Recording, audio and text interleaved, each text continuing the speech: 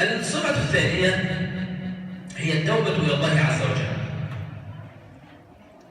بلا خلاف كلنا يذنب. الله عز وجل أخبر أن كل بني آدم يذنب، وخير الخطائين التوابون.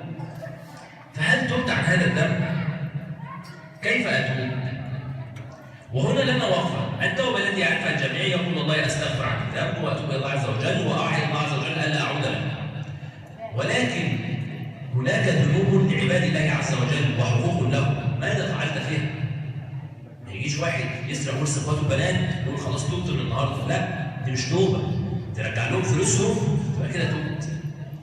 واحد سارق حاجه من جاره في الارض مثلا، دخل على متر في جاره يقول خلاص تبت، لا، ترجع لجارك في المتر بتاعه، ولو بنيته خلصت تديله حقه فلوس. التوبه ان ترد مظالم العباد.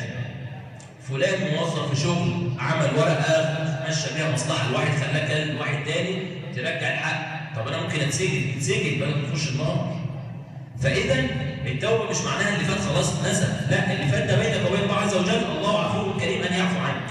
اما بينك وبين عباد الله عز وجل يجب ان تعطيهم حقهم، حتى ولو يوم تسامحوا فيه، انت تروح تديلهم هم يقول لك خلاص احنا مسامحين، بس تروح لهم وتسترضيهم وتسامحهم.